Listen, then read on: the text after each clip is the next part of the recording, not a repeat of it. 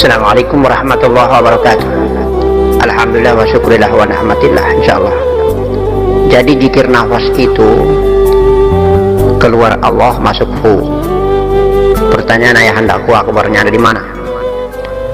Letak hu masuk kemudian tenggelam menuju ke posisi akbar. Akbar itu sudah berada pada posisi masing-masing sebagai alif, kaf, ba, dan ro. Posisi alif berada di ubun-ubun kepala, namanya Nuril Akbar, cahaya hampa. Cahaya akbar, cahaya yang besar. Dia berada di ubun-ubun kepala, posisi alif sebagai zat Allah. Maka Allahu Akbar terdiri dari Allahu Alif, Allahu Kaf, Allahu Ba, Allahu Roh. Allahu Kaf ini berada pada posisi kerongkongan Baitul Kursi.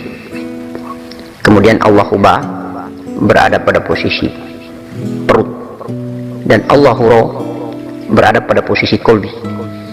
Jadi lini daripada akbar atau terminal stasiun, posisi letak duduknya akbar ini adalah merupakan letak duduk untuk menerima datangnya hu sebagai nafas atau jiwa. Jatuhnya nafas atau jiwa sebagaimana apa sudah bertausiah ulang-ulang, kita hantar menuju ke zat Allah, maka dia berada pada alif. Kita hantar pada posisi kerongkongan di Baitul Kursi, maka dia berposisi sebagai Allahu Qaf. Kemudian posisi Allahu Ba, posisi nafas jatuh di perut, dan posisi roh, nafas atau jiwa tenggelam di dalam kolbi atau Nur Muhammad. Dan biasanya mereka berkolaborasi ketika nafas kasar dan nafas halus. Ketika kita hu ini tenggelamkan, kita lenyap masuk melalui rongga hidung, nafas kasar dan nafas halus akan berkolaborasi dan membentuk kondensasi jiwa, profil jiwa seperti raga kita di kerongkongan. Insya Allah seperti itu. Dan posisi larinya nafas hu itu berposisi alif. Hanya yang dimaksudkan dengan di mana letak posisi akbar, itulah letak posisi yang Abah jelaskan. Posisi akbar terdiri dari alif, kaf, baro. Akbar, alif berada di dahi, tepatnya di belakang dahi atau di atasnya dahi, di ubun-ubun kepala, melingkar dia posisi di ubun-ubun kepala. Itulah alif zat Allah. Yang kedua, kaf itu di kerongkongan di Baitul Kursi, sehingga sananya Allah yang bernama Baitul Kursi di kerongkongan. Kemudian di Masjidil Haram, posisi ba, insya Allah di Baitul Maqdis menuju ke sasaran Qiblat. Lalu posisi roh di kolbi manusia di posisi Baitullah, Hajarul Aswad. Tempat terinti kedudukan daripada posisi nafas yang jatuh, atau posisi tenggelam atau fananya jiwa atau nafas kita, atau posisi fananya daripada hu yang masuk. Ketika posisi hu itu masuk dan tenggelam di alif, kaf, baro ini, itu Abah sudah bertausiah ulang bahwa tergantung daripada laduni karomanya Allah Subhanahu wa Ta'ala. Allah melalui utusannya, melalui ridhonya, melalui tuntunannya, Robita Mursyid, Datuk para Nabi dan para wali, serta Abah Mursyid, insya Allah, yang akan secara gaib membimbing, menuntun arah menuju ke alif, kaf, ba atau ro. Hidup ini ketika kita beraktivitas itu hanya ada dua dalam proses fana di dalam zat Allah Subhanahu wa Ta'ala. Ketika kita bertakbir dan ketika kita tidur. Ketika kita bertakbir Allah Akbar, insya Allah saat itulah takbiratul ula teramat sangat penting dan berharga, karena pada saat itu walaupun hanya 5 menit detik hitungannya, tetapi kita bisa khusyuk, kita bisa fana, hilang lenyap dunia seisinya. Ketika kita isbatkan hu pada saat bertakbir, hilang lenyap dunia seisinya. Di mana Allah, di mana aku hamba, di mana aku Allah, di mana aku hamba. Aku hamba lenyap dan fana di dalam aku Allah. Pada saat bertakbiratul ihram, Allah Akbar, insya Allah. Dan pada saat kita tidur, itu pun Allah menggenggam jiwa ini, insya Allah. Maka hilang lenyap dunia sisinya. Proses fana yang begitu indah, maka tidak boleh kita lalai ketika imam masjid imam waktu memimpin sholat melaksanakan takbiratul ula, kita jangan terlambat. Karena kalau imam yang faham di dalam proses mi'raj billah ini, maka ketika dia mengangkat takbir, dia sudah membawa pergi berangkat perjalanan jiwa dan ruhani kita menuju Allah subhanahu wa ta'ala di makam singgasana. Kalau kita terlambat datang mengikuti takbiratul ula, itu simbolnya sama ketika kita mau berangkat terlambat, diangkut, diakomodir, diakses oleh kendaraan. Sudah jalan kendaraannya, kita kemudian ikut dari belakang, dan akhirnya kita tidak jalan karena sudah dijalankan oleh imam, dijalankan oleh pemimpin sholat. Kalau pemimpin sholatnya faham dan tahu tentang takbiratul ula, merupakan kisah keberangkatan, kisah mi'raj, maka imam itu adalah pemimpin daripada jiwa makmumnya. Sehingga sebelum dia pimpin sholat, insya Allah pemimpin sholat selalu memberikan perintah untuk kita tertibkan saf, barisan, kemudian mengangkat komando salat jamaah rahimakumullah. Kita menjawab, kita sudah siap mau berangkat ini wahai Pak Imam. As-salatu la ilaha illallah.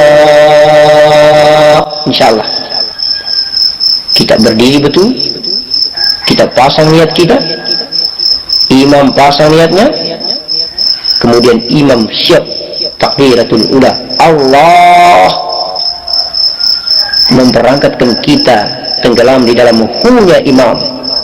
Itulah hunya Rasulullah, itulah hunya baginda Nabi Muhammad sallallahu alaihi wasallam, menuju ke pemilik hu adil, Allahu Akbar. Allah pemilik segalanya.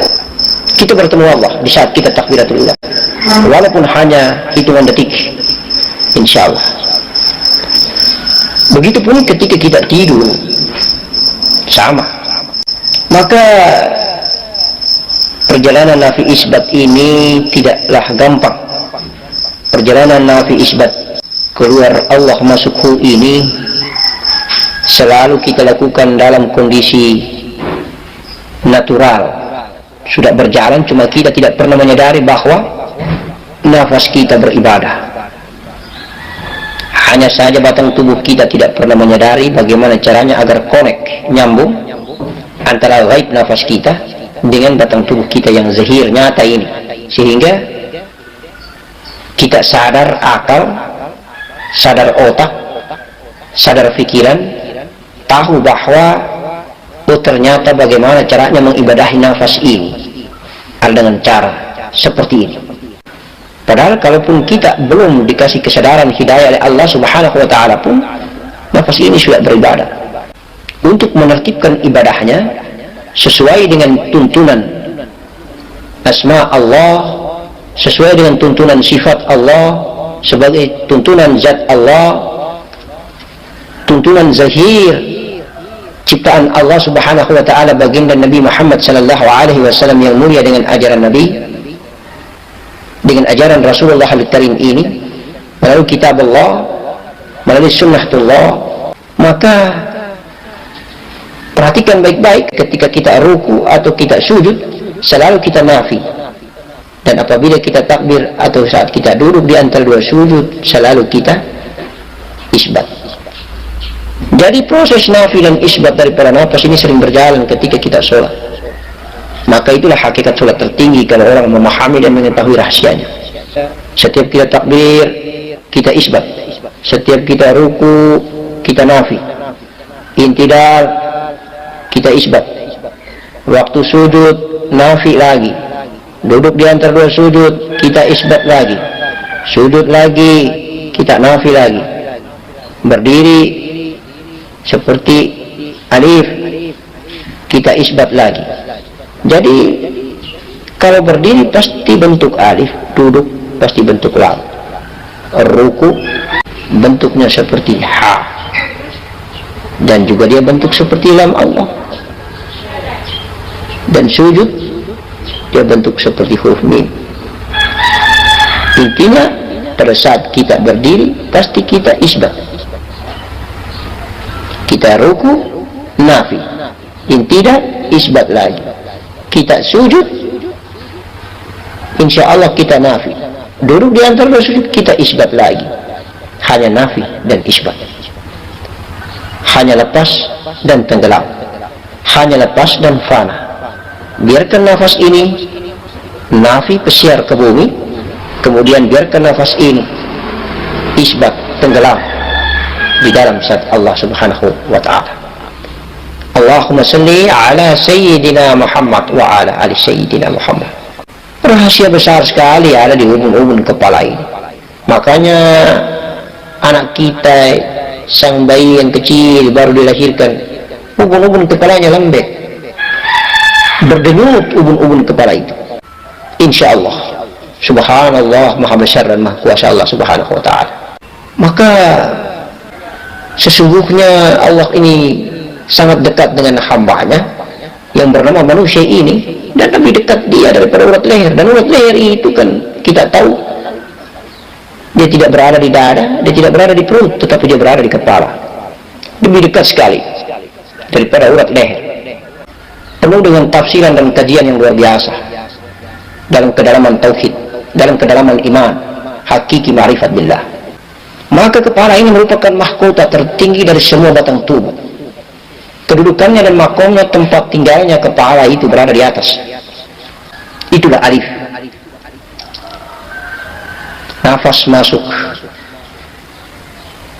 akan berkolaborasi membentuk lam alif, nafas kasar dan nafas halus, kemudian membagi profil ini yang halus menuju ke zat Allah ubun-ubun kepala, kemudian yang kasar turun ke kolbi.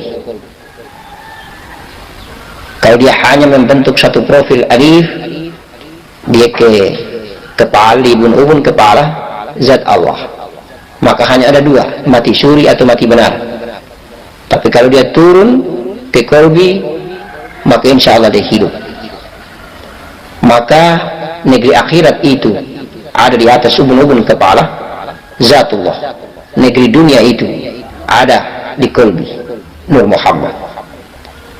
Sehingga apabila engkau meminta akhirat, maka pergilah di ubun-ubun kepalamu. Tetapi apabila engkau meminta dunia, pergilah di hatimu. Engkau akan mendapatkan dunia di hatimu, engkau akan mendapatkan akhirat di atas ubun-ubun kepalamu. Engkau akan dikabulkan akhiratmu oleh zatmu, dan engkau akan dikabulkan duniamu oleh kolbimu, oleh Nur Muhammadmu. Karena Nur Muhammad yang mengadakan adanya dunia. Ana minulillah ala alamin minuri. Aku berasal dari cahaya Allah, kata Nur Muhammad. Dan karena cahayaku, Nur Muhammad bilang, seluruh alam raya jagat maya pada ini tercipta, seluruh alam semesta tercipta. Maka dunia ada pada Nur Muhammad, akhirat ada pada Nur Zatullah. Hakikinya hanya satu ahadatul wujud, Zatullah, yang tiada tetapi ada. Dia berada pada dua makom singgasana yang terindah, makom bait yang tertinggi, rumahnya yang tertinggi di alam hampa, nuriyal hampa, dan bait yang berada di makom dada, mahligai terindah. Di balik sirnya ada aku, di balik kolbi ada fuad, ada sagofa, ada sir, ada rahasia, ada aku, kata Allah. Itulah dua cahaya, itulah nur Allah, Nur Muhammad. Nurun ala nuri, nur Allah di dalam Nur Muhammad, Nur Muhammad di dalam Nur Allah. Insya Allah tugas dan peranan yang ada di kolbi sering berkolaborasi, karena memang dia turun naik, turun naik dari sulbi, turun ke rahasia diri kita, kemudian naik ke kolbi. Dari sulbi turun ke rahasia diri kita, kemudian naik ke kolbi. Insya Allah apabila dia naik menuju ke zatullah, menuju ke ubun-ubun, kepala manusia, maka berakhirlah hidup ini, kematian yang akan kita dapatkan. Maka ingat baik-baik pada saat kita jalan pulang, perjalanan sakaratul maut, setiap hamba, kerabat dekat kita, coba kita dekat-dekat berada di samping kiri, di samping kanannya. Insya Allah kita akan temukan tentang rahasia jalan pulang itu. Awalnya dia dingin dari kaki, kemudian dia naik ke betis, kemudian naik ke kemaluan, kemudian naik ke perut. Maka mati awal bumi ini di perut, mati awal kehidupan dunia ini di perut, tetapi masih bergerak di seputar dada. Hembusan napas bumi dan napas langit masih beraktivitas, keluar masuk di mulut atau keluar masuk di hidung.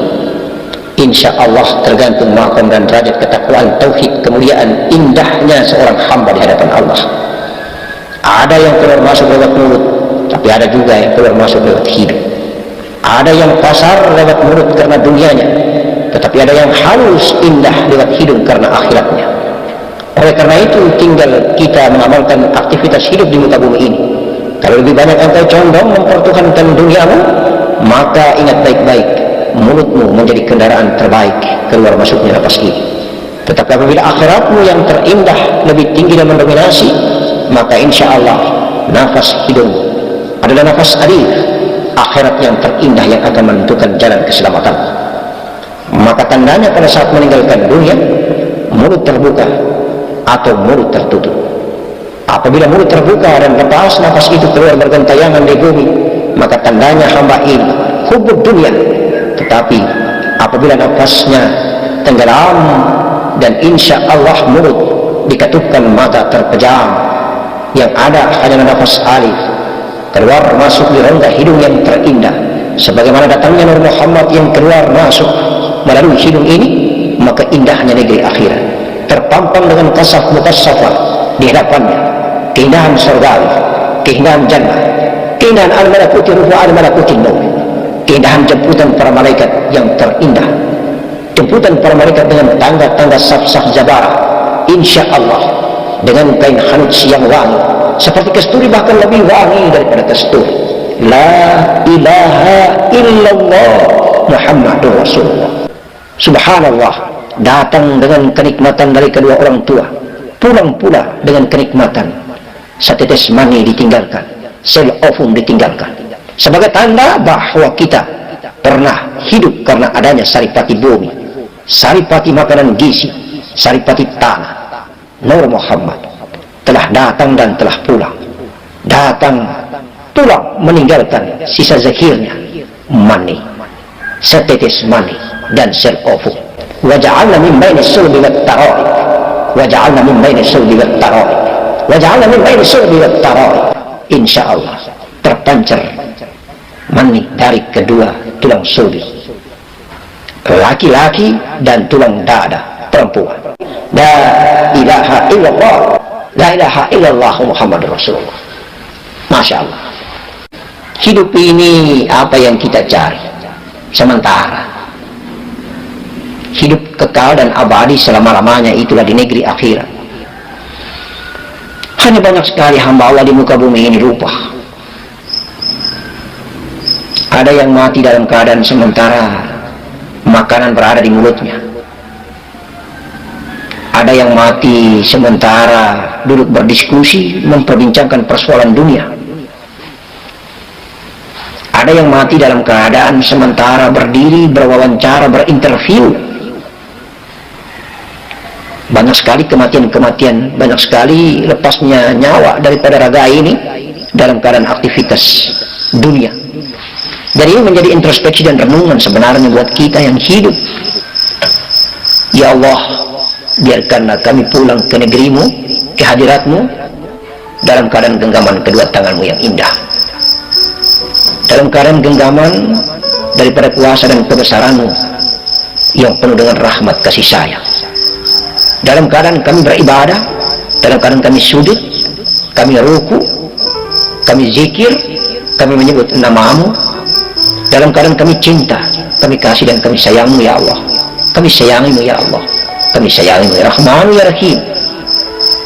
Allah, izinkanlah kami mencintai, mengasihimu dan menyayangimu. Izinkanlah ya Allah izinkanlah kami menyembah dan bersujud hanya kepada Engkau.